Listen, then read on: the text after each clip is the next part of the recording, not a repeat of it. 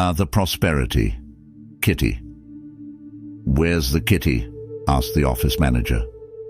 The crowdfunding, replied the youngest employee. Yes, what else? Oh, the kitty. I told you 2 days ago.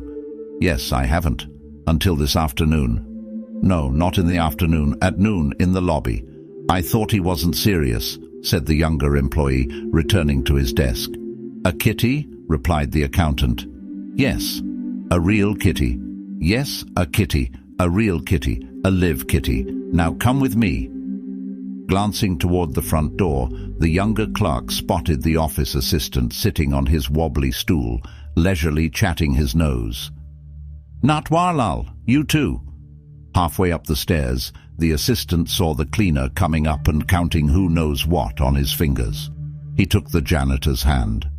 The janitor didn't seem to care about his new direction, and now there were 4 of them going out to look for a cow. I see 2 cows here every day. Is today a holiday? They must be at the fair. The fair was last week. Let's look near the station. The station was a mile away. I have to finish the book balances today. Mr. Pestonji said it was urgent, said the accountant, his legs already moving in the opposite direction. This crowdfunding story is also for Pestonji and should be ready by noon, said the younger employee. Yes, yes. No, no. See you at lunch. The remaining 3 continued their journey, and the assistant periodically looked back, then at the ski, and then at the youngest employee. Twice, when the younger official glanced his way, for no reason other than variations in his pace, the assistant vigorously began to wipe the sweat from his forehead. The sun, now high and blazing, overwhelmed them. A kilometer later, despite its many manifestations, cow's milk, curds, cow butter, cow hide, cow dung, cow paintings, cow murals, cow sculptures, a cow temple, cow-named shops, cow talk, a cart of cows without a cow, and a man standing on one leg, hands together, repeating cow, cow, cow, over and over again. The animal in its full earthly form could not be seen.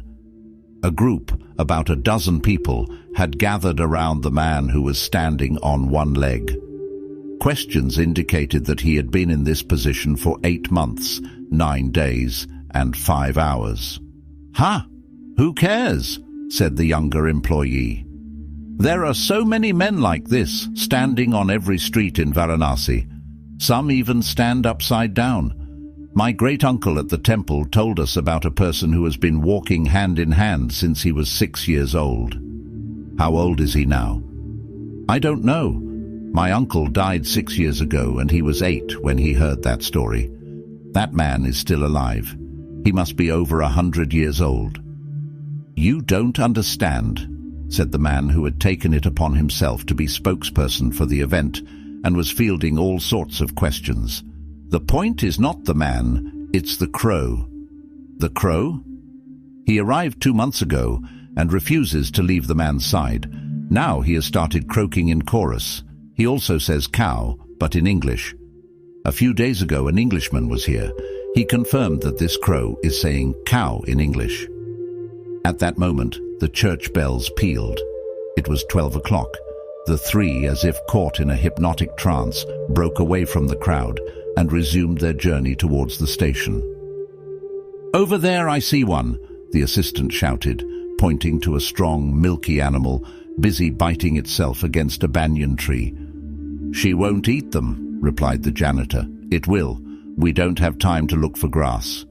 The cow looked at the leafy branches the assistant was waving in front of her eyes. When he started rubbing them on her nose, she opened her mouth and spit. "How should I tie this rope?" "Around your neck, over your ears." The youngest official held the rope like a flower necklace and stepped forward. The cow shook her head and the rope fell into the manure. "Eee!" he exclaimed. "You eat that, don't you?" said the assistant. "Not like you eat our cows," replied the official. They managed to tie the rope around her neck. Meanwhile, the attendant ran to the temple gate to buy some grass. 22 paces, said the old woman, leaning her back against the temple wall, a mound of uneven bricks, 10 feet high. Word on the street was that the wall was a rash attempt by the Brahmins to stop further invasions, common under the guise of road extension programs. The other 3 walls were not built. The idea bore the stamp of Brahmin austerity. "Here they are, take a pint. You're not doing business anyway," said the assistant. "Let that be my problem. I'm not going anywhere." "Take what you can, old woman. The grass will dry like your face." He dropped the coin onto the decrepit bamboo on the woman's rug. The cow, with its bell swinging under its neck, followed the 3 men. When they reached the office stairs, she stopped abruptly. The assistant and the janitor started pushing her. "What's going on?" asked the doorman as he ran after them. "Where are you taking this cow?" "For Mr. Thompson," said the assistant. "She refuses to come upstairs." The porter hit the cow with his stick hard. By the time they got to the 2nd floor, she had urinated on the assistant's shirt and on the red carpet in the lobby. The younger employee laughed out loud. "It's okay with you. You guys drink that, don't you?" said the assistant, taking off his shirt halfway to the bathroom. The younger official was silent. It was an old joke. The CEO was sitting expansively, with his legs propped up on the spacious desk. "What is the price of our chewing gum, Mr. Pestonji?" "A pike." He twirled his cane. "Yes, sir. A pice, like pa'an. Everyone eats pa'an. Rich, poor, Hindu, Muslim. Do you know the price of pa'an?" asked the manager. "I never really liked it." "I don't like it either, sir. Banerjee needs one every hour and he spits it out in the hallway. Those dirty red dots. I knew it was Banerjee. Yes, sir, it's him. The first time I ate pan, I felt my lungs explode. You should have swallowed it, sir, instead of spitting it out." "Well, the English were never very fond of spitting, you know." "Haha, maybe someday." "Do you know the price of pan?" repeated the manager. "No." "Tell me then." Rat, tat, tat, tat, tato. General manager was tapping his cane on the table. "Is it a symphony?" "I wanted to. Being here makes it difficult for a man to follow his inclinations." "What were you saying?" "So, I was saying, one day on my way home I stopped at the vegetable market. Beside me was a pot-bellied man reading Bombay Samachar. It's a wonderful newspaper, almost as good as the English ones." "What's your point?" Yes, sir." So he just stood there reading the paper out loud like he was the... "I don't have time for this, Pestonji." "I'm getting to the point, sir." Then he spits without a care in my new leather slippers. That barbarian. Sorry, sir, for my language. He had no manners. Then, if he spit out chewing gum, he wouldn't mess anything up. Chewing gum is tobacco-free, Mr. Pestonji. But poor men will still chew. Please tell me, if they're hungry and want a long-lasting flavor, they can always put pan in their mouth. But then the red juice of the beetle would run down the sides of his lips and stain his clothes. If his clothes are stained, the wife will be angry. If the wife is angry, she will beat him.